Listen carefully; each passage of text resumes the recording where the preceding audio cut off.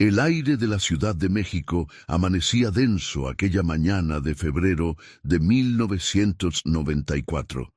Las calles del barrio de Tepito bullían con el movimiento habitual.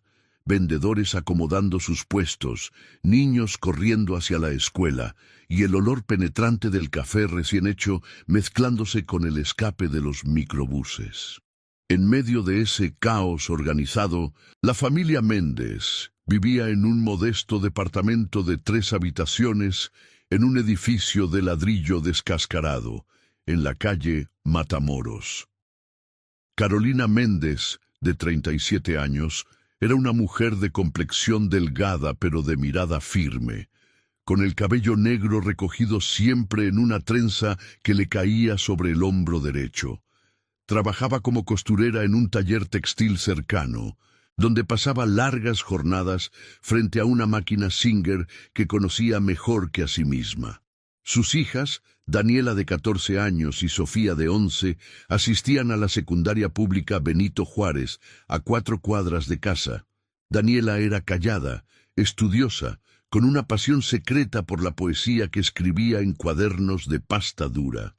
Sofía, en cambio, era extrovertida, risueña, siempre rodeada de amigas y con sueños de convertirse en bailarina. Antes de continuar con esta historia, me gustaría pedirte un favor. Si te está gustando este relato, suscríbete al canal y déjame un comentario contándome desde dónde nos estás viendo. Tu apoyo significa mucho para seguir trayéndote más historias como esta. El padre de las niñas, Roberto Méndez, había abandonado a la familia 3 años atrás. Se fue una madrugada sin explicaciones, dejando solo una nota sobre la mesa de la cocina que decía: «No puedo más, perdónenme». Carolina nunca volvió a saber de él. Algunos vecinos murmuraban que lo habían visto en Monterrey, trabajando en una fábrica automotriz. Otros juraban haberlo encontrado en Tijuana, intentando cruzar la frontera. La verdad se había diluido como el azúcar en el café que Carolina tomaba cada mañana antes del amanecer. La desaparición ocurrió un martes 23 de febrero. Carolina había salido del taller más temprano que de costumbre, porque la dueña, doña Catalina, le había dado permiso para ir al mercado de la Merced a comprar tela para un pedido urgente. Cuando Carolina llegó al mercado pasadas las 3 de la tarde, el lugar hervía de gente.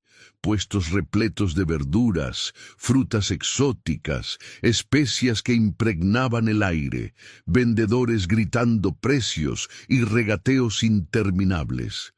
Carolina caminaba entre los pasillos estrechos buscando el puesto de don Esteban, su proveedor habitual de telas. Daniela y Sofía, mientras tanto, habían salido de la escuela a la 1 de la tarde. Según testimonios posteriores de compañeras de clase, ambas se veían normales, contentas incluso. Sofía había comentado que irían directo a casa porque su madre llegaría temprano, pero nunca llegaron. A las 6 de la tarde, cuando Carolina regresó al departamento cargada de bolsas de tela, encontró la puerta cerrada con llave, tal como la había dejado por la mañana. El silencio dentro le pareció extraño. Normalmente, a esa hora, Daniela estaría haciendo la tarea en la mesa del comedor y Sofía escuchando música en la radio. Carolina llamó sus nombres. Nada.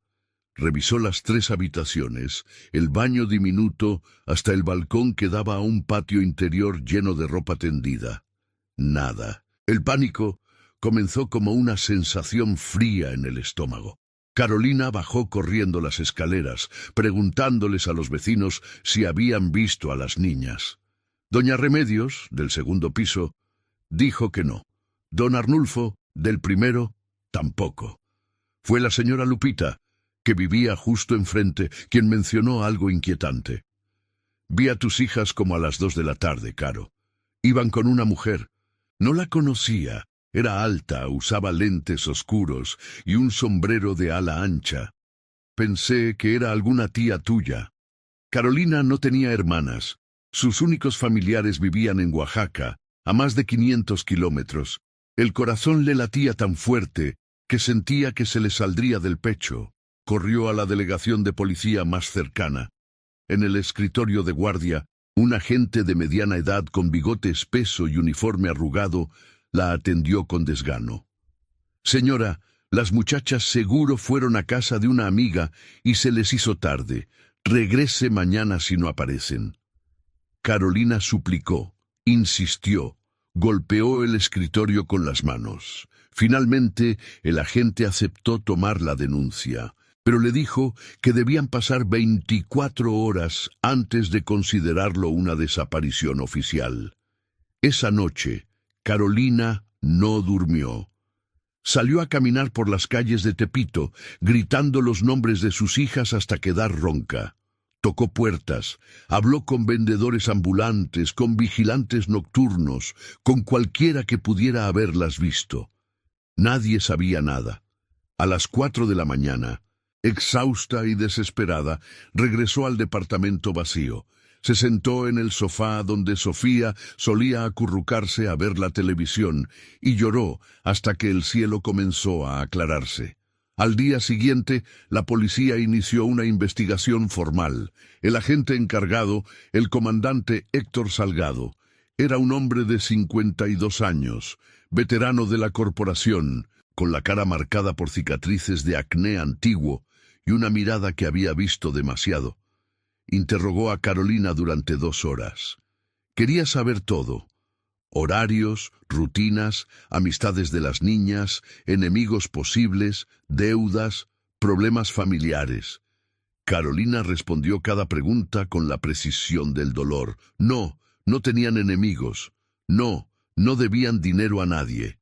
Sí, Roberto las había abandonado, pero eso había sido años atrás. Salgado ordenó rastreos en hospitales, morgues y centros de detención juvenil. Nada. Entrevistó a maestros, compañeros de clase y vecinos. Todos coincidían. Daniela y Sofía eran niñas normales, sin problemas aparentes, queridas en la comunidad. La descripción de la mujer misteriosa se convirtió en la única pista. Alta, lentes oscuros, sombrero de ala ancha, vestido oscuro hasta las rodillas. La señora Lupita agregó que la mujer caminaba con autoridad, como si supiera exactamente a dónde iba. Los días se convirtieron en semanas. Carolina dejó de ir al taller.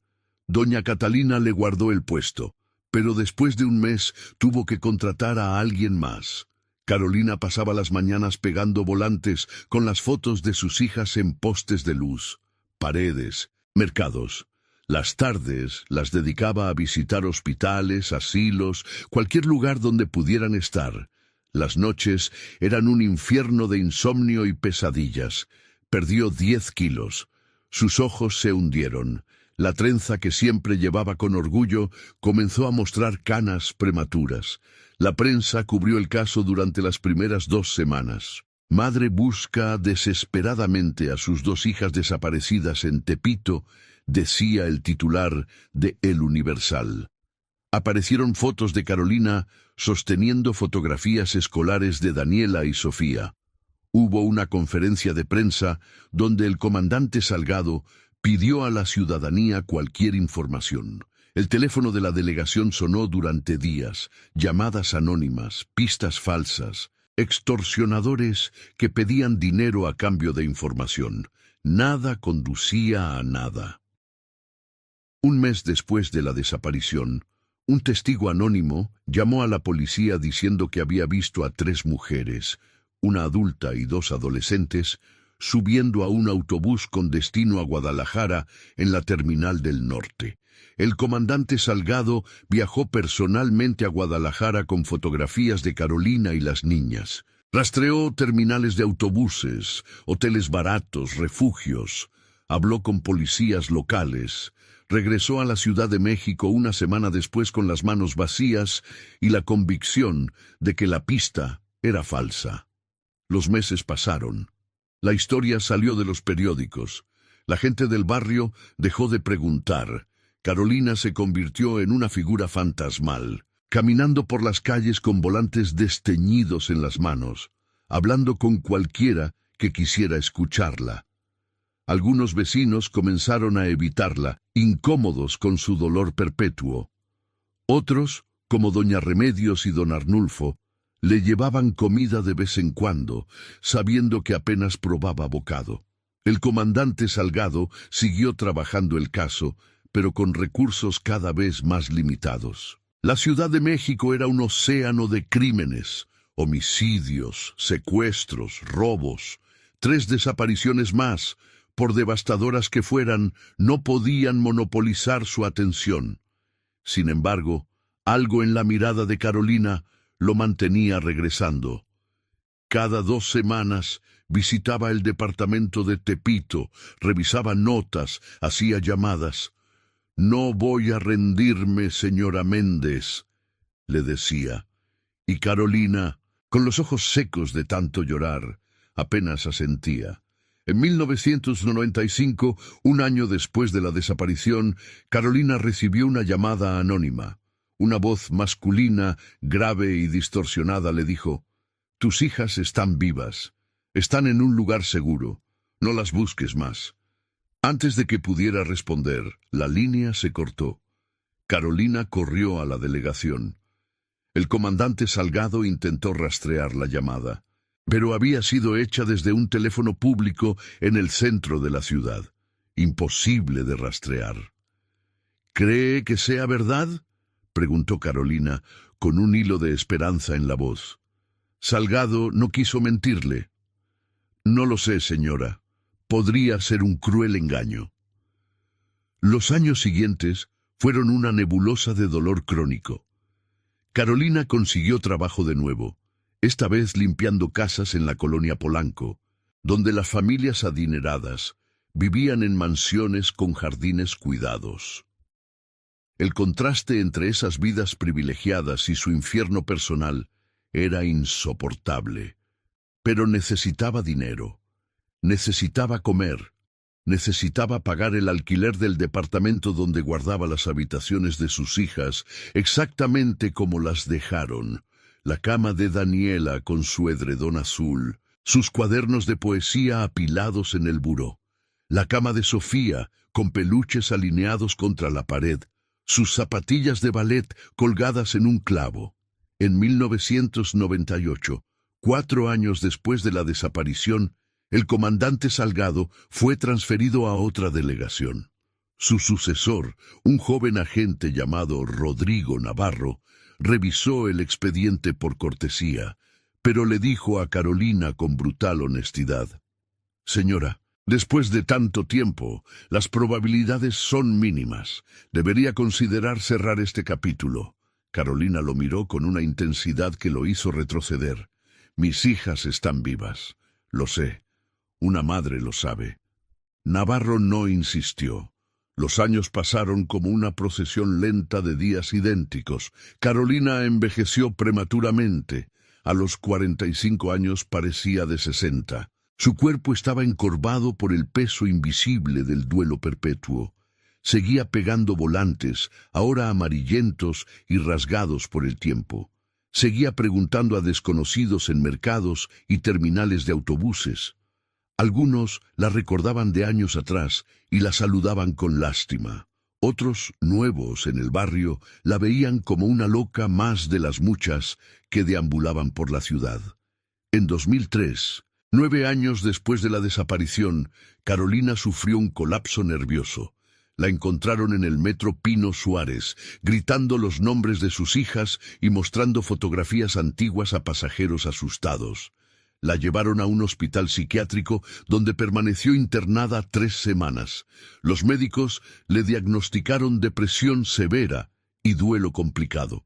Le recetaron medicamentos que la dejaban aturdida y distante. Cuando salió, doña Remedios la recibió con un abrazo largo y un plato de mole. «Tienes que seguir viviendo, Caro. Por ellas. Si regresan, necesitan encontrarte viva». Pero Carolina ya no vivía.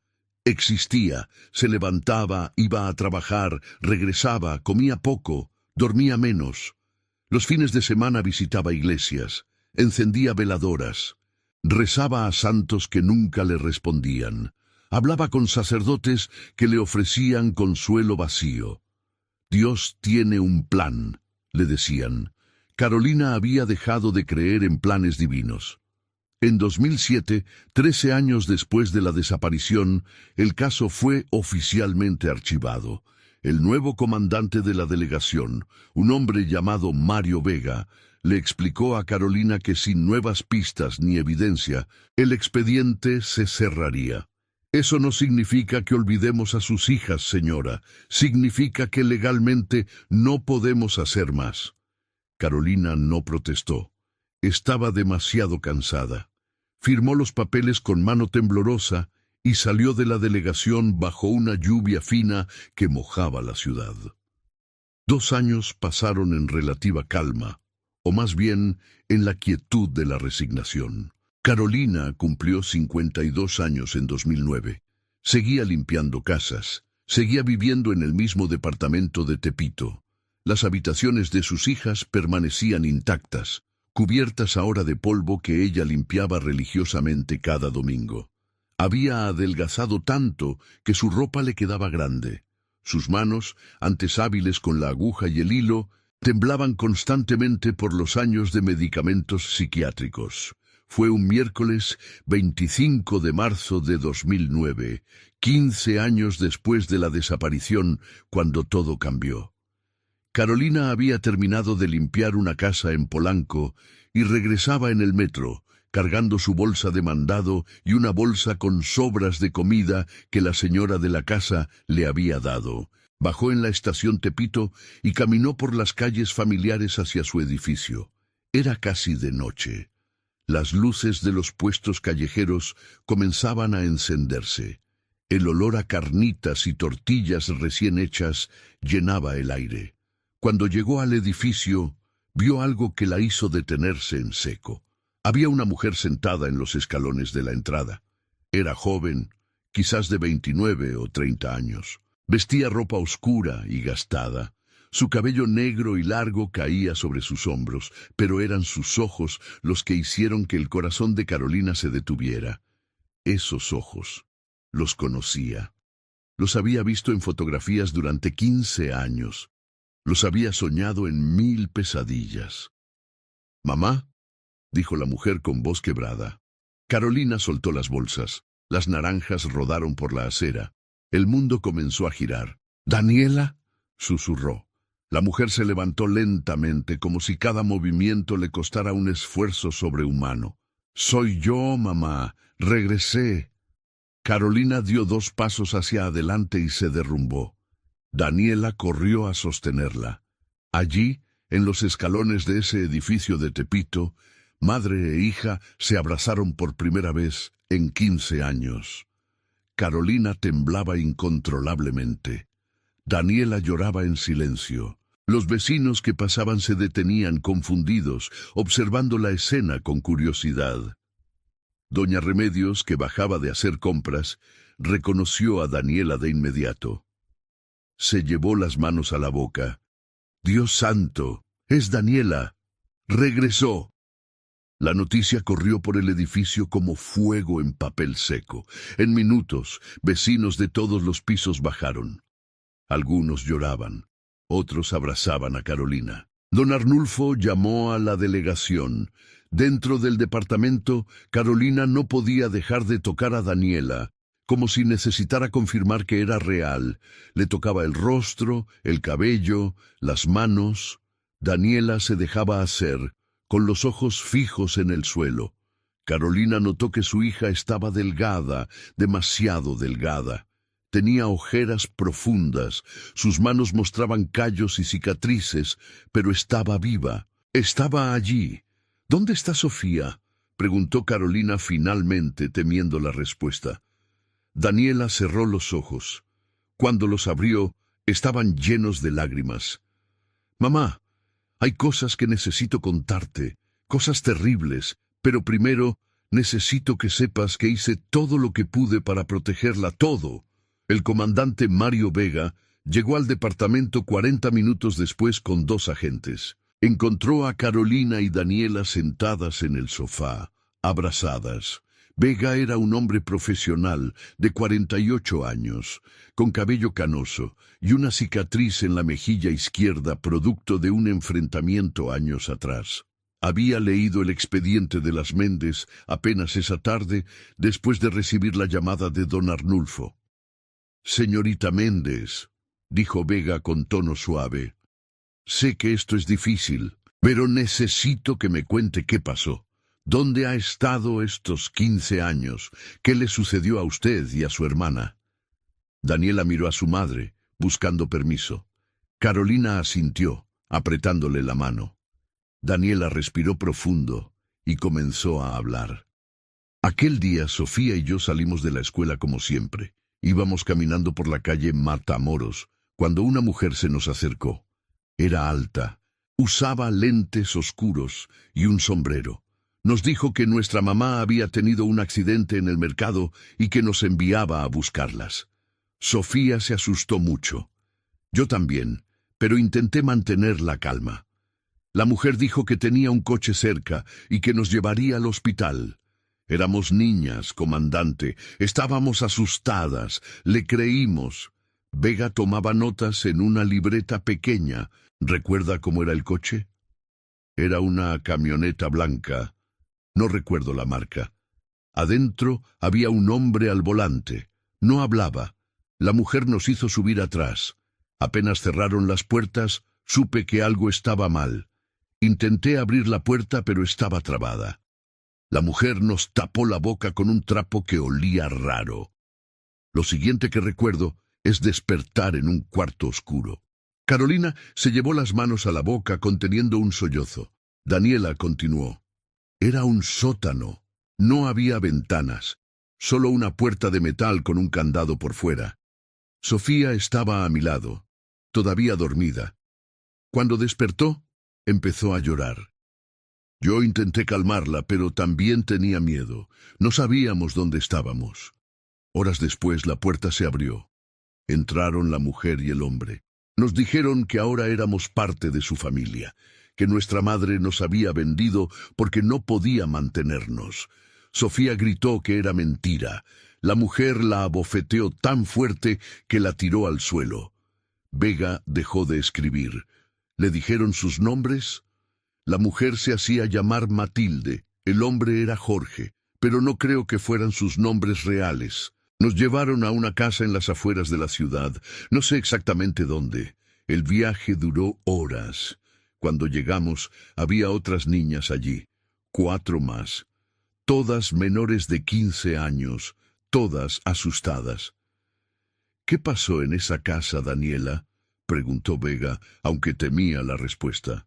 Daniela bajó la mirada. Su voz se volvió un susurro. Nos obligaban a trabajar. Limpiábamos, cocinábamos, cuidábamos de otras niñas más pequeñas que traían. Si nos negábamos, nos golpeaban, nos encerraban días sin comida. Matilde era cruel, disfrutaba lastimarnos. Jorge era peor. Él tocaba a las niñas mayores. Intenté proteger a Sofía. Durante años lo logré, pero cuando ella cumplió 16... Carolina soltó un gemido de dolor. Daniela le apretó la mano más fuerte. «Mamá, necesitas saber todo». Sofía intentó escapar una vez. La atraparon. Jorge la castigó tan brutalmente que estuvo en cama una semana. Después de eso, se rindió. Se volvió callada, distante, dejó de pelear. «¿Por qué no escaparon antes?», preguntó uno de los agentes. Daniela lo miró con ojos duros. «Cree que no lo intentamos. La casa estaba en medio de la nada. No había vecinos cercanos. Nos vigilaban constantemente. Las pocas veces que salíamos era para ir a trabajar a un mercado que Matilde manejaba. Siempre estábamos con ella o con Jorge. Intentar escapar significaba castigo no solo para ti, sino para las otras niñas. Aprendimos a sobrevivir, no a vivir». Vega cerró la libreta. «Daniela, necesito que sea muy precisa. ¿Dónde está su hermana ahora?» «Está viva». Daniela respiró profundo. Las lágrimas corrían libremente por su rostro. Hace 4 años, cuando Sofía tenía 21, Matilde murió. Tuvo un infarto. Jorge entró en pánico. Sin Matilde, él no sabía cómo manejar todo. Se volvió descuidado, errático. Una noche, mientras estaba borracho, Sofía y yo planeamos escapar junto con otras 2 niñas. Esperamos hasta que se durmiera. Forzamos una ventana del segundo piso y saltamos. Corrimos durante horas por un camino de tierra hasta que llegamos a una carretera. Un camionero nos recogió y nos llevó a Querétaro. ¿Y entonces?, presionó Vega. Nos separamos. Las otras 2 niñas tenían familia en Querétaro. Sofía y yo no sabíamos qué hacer. Teníamos miedo de que Jorge nos buscara. Teníamos miedo de que la policía no nos creyera. Habían pasado 11 años. Éramos adultas ya. Sofía dijo que quería desaparecer, empezar de nuevo, olvidar todo. Yo le supliqué que regresáramos a casa, que buscáramos a mamá. Pero ella no podía. El daño era demasiado profundo. Carolina sollozaba abiertamente. ¿Dónde está mi bebé? ¿Dónde está Sofía? Daniela cerró los ojos. Se fue a Tijuana. Consiguió trabajo en una maquiladora.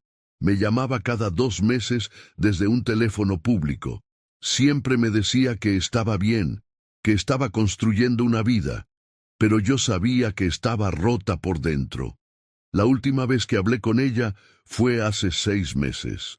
Me dijo que había conocido a alguien, un hombre que la trataba bien. Dijo que tal vez, solo tal vez, podría ser feliz. Le pedí su dirección. Se negó. Dijo que cuando estuviera lista me buscaría. ¿Y nunca la buscó?, preguntó Vega. No, y hace 3 meses dejó de llamar.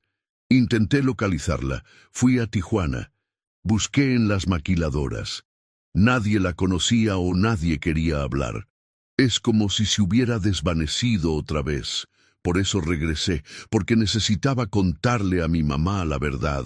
Necesitaba que supiera que Sofía estaba viva la última vez que hablé con ella. Necesitaba volver a casa. El silencio en el departamento era denso, pesado. Vega se puso de pie. Vamos a iniciar una investigación inmediata. Necesito que me describa la casa donde las tuvieron, cualquier detalle que recuerde, nombres completos si los sabe. Vamos a encontrar a Jorge y vamos a encontrar a su hermana. Durante los días siguientes, Daniela trabajó con un dibujante forense para crear retratos de Matilde y Jorge. Describió la casa, una construcción de 2 pisos con paredes de cemento sin pintar, techos de lámina, rodeada de terreno baldío. Recordaba un letrero de carretera que mencionaba Tlaxcala, pero no estaba segura. Vega formó un equipo especial. Rastrearon registros de propiedades en Tlaxcala y estados circundantes. Buscaron reportes de mujeres llamadas Matilde que hubieran muerto entre 2005 y 2006. Carolina no se separaba de Daniela. Dormían juntas en la cama que había sido de Daniela 15 años atrás. Carolina la observaba dormir, incapaz de creer que era real. Durante el día, cocinaba los platillos favoritos de Daniela de cuando era niña. Arroz con leche, enchiladas verdes, pan dulce. Daniela comía poco, pero intentaba por su madre. Una tarde, mientras tomaban café en la cocina, Carolina preguntó: ¿por qué Sofía no quiso volver? Tanto me odia. Daniela negó con la cabeza. No te odia, mamá. Se odia a sí misma. Lleva 15 años de culpa, de vergüenza, de sentirse sucia. Cree que no merece ser tu hija. Cree que si te ve, verá en tus ojos lo que le hicieron, y no podrá soportarlo. Pero nada de eso fue su culpa. Nada. Lo sé, y yo se lo dije 1000 veces, pero el trauma no entiende de lógica, mamá. Destruye desde adentro. 2 semanas después de la reaparición de Daniela, el equipo de Vega encontró la casa. Estaba en un ejido cerca de Tlaxcala, exactamente como Daniela la había descrito. Abandonada, con ventanas rotas y maleza creciendo alrededor. Dentro encontraron evidencia: colchones viejos en el sótano, cadenas empotradas en las paredes, ropa de niña. En una habitación del segundo piso hallaron documentos, facturas, cuadernos con nombres y fechas, fotografías. Vega llamó a Carolina esa misma noche. Señora Méndez, encontramos la casa. Todo lo que Daniela dijo es verdad. Estamos rastreando a Jorge. Las facturas nos dieron un nombre, Jorge Villalobos. Tiene antecedentes por trata de personas en los años 80. Pensábamos que había muerto, pero está vivo, y lo vamos a encontrar. La búsqueda de Jorge Villalobos se extendió por meses. Vega y su equipo rastrearon cada pista. Finalmente, en agosto de 2009, lo localizaron en Veracruz, viviendo bajo un nombre falso en un pueblo costero. Cuando la policía entró a su casa, Jorge intentó huir. Lo detuvieron en la playa, forcejeando con 2 agentes mientras el mar rugía a su espalda. El juicio comenzó en noviembre de 2009. Daniela testificó durante 3 días. Contó todo: los años de encierro, los golpes, los abusos. Otras 4 mujeres, que habían sido niñas en esa casa, también testificaron. Sus historias eran idénticas: secuestros, años de esclavitud, trauma perpetuo. Jorge Villalobos fue condenado a 60 años de prisión. Cuando el juez leyó la sentencia, Carolina, sentada en la sala, sintió algo parecido a la paz por primera vez en 15 años. No era justicia completa, nunca lo sería, pero era algo. Daniela comenzó terapia psicológica. Era un proceso lento, doloroso. Había noches en que despertaba gritando, días en que no podía salir del departamento, pero poco a poco, con el apoyo de Carolina y de un terapeuta especializado en trauma, comenzó a sanar. Consiguió trabajo en una biblioteca pública. Le gustaba estar rodeada de libros. Le recordaban a los cuadernos de poesía que escribía de niña. La búsqueda de Sofía continuó. Vega nunca cerró el caso. Envió boletines a policías de Tijuana. Habló con organizaciones que ayudaban a mujeres víctimas de trata. Pero Sofía, si es que seguía en Tijuana, parecía no querer ser encontrada. O tal vez ya no estaba allí. El norte de México en 2009 era un lugar peligroso, controlado por carteles. Miles de personas desaparecían cada año. Carolina nunca perdió la esperanza. Cada mañana, antes de ir a trabajar, encendía una veladora frente a una fotografía de Sofía. Donde quiera que estés, mi amor, estoy esperándote. Siempre estaré esperándote. En 2010, un año después del regreso de Daniela, Carolina y su hija dieron una entrevista a un programa de televisión nacional. Querían que Sofía supiera, si estaba viva y veía el programa, que no había juicio, no había vergüenza, solo amor esperándola en casa. Daniela, frente a las cámaras, con lágrimas corriendo por su rostro, dijo: Sofía, si estás viendo esto, por favor ven a casa. Mamá te extraña. Yo te extraño. Nada de lo que pasó fue tu culpa. Te amamos. Por favor, solo ven a casa. La entrevista fue vista por millones. El teléfono de la delegación sonó durante días con supuestos avistamientos, pistas, esperanzas, pero ninguna conducía a Sofía.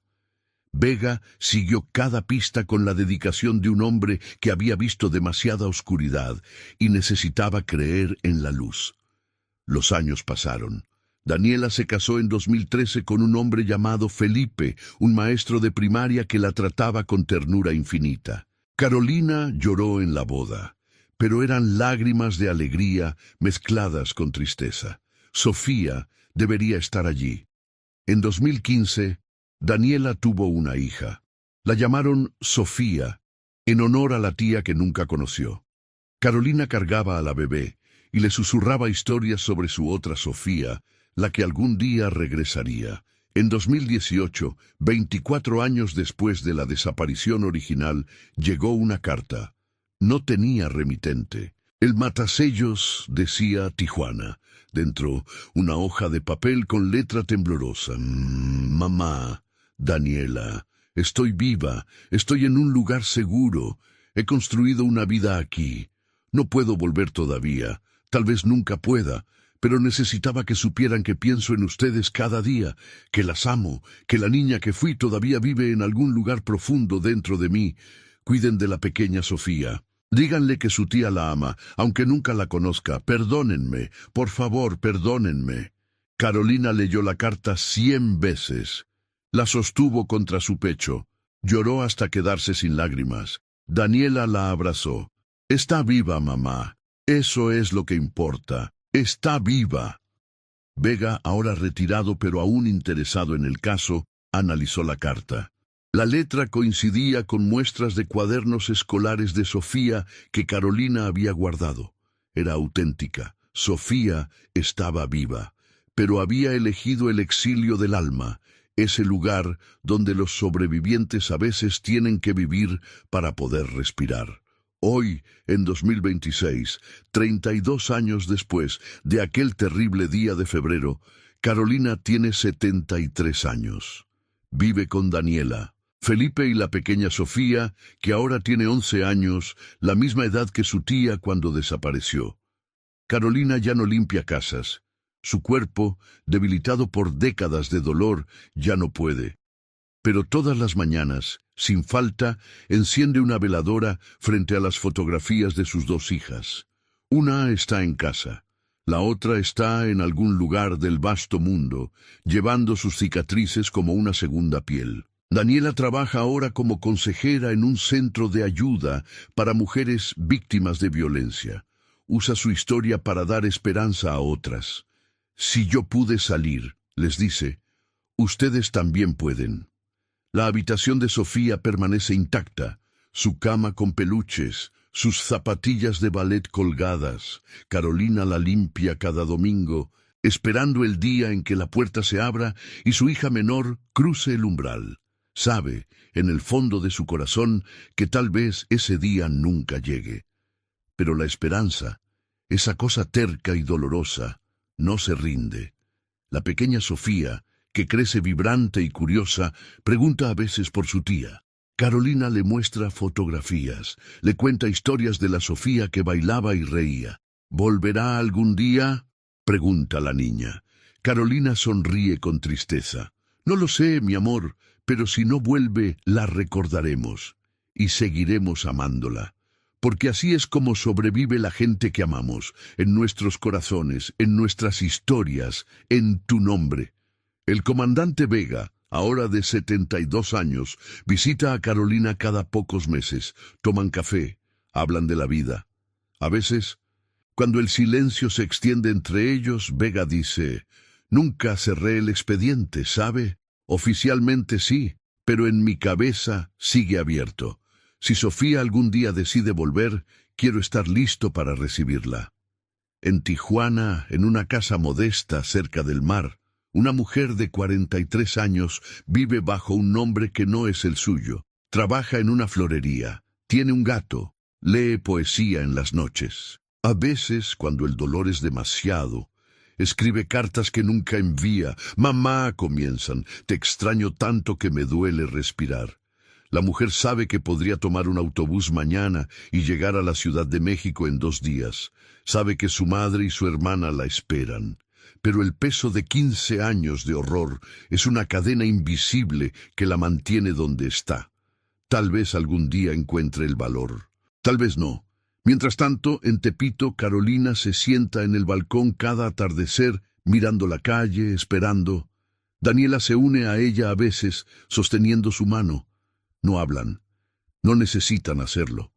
El amor y el dolor son lenguajes que no requieren palabras. Y así, en esta ciudad enorme y despiadada, en este país lleno de historias rotas, una madre espera, una hija sanó. Y otra hija sobrevive en la distancia, llevando su secreto oscuro como una cruz que solo ella puede cargar. La historia de las Méndez no tiene un final feliz, pero tiene algo más valioso. Tiene verdad. Y en esa verdad, por brutal que sea, hay una dignidad que ninguna oscuridad puede destruir completamente, porque mientras haya memoria, mientras haya amor, los desaparecidos nunca están del todo perdidos. Viven en las veladoras encendidas, en los nombres heredados, en las historias que contamos para no olvidar. Y Carolina, con sus 73 años y su corazón que ha sobrevivido lo insoportable, sigue esperando. Porque eso es lo que hacen las madres. Esperan, aman, recuerdan y nunca, jamás se rinden.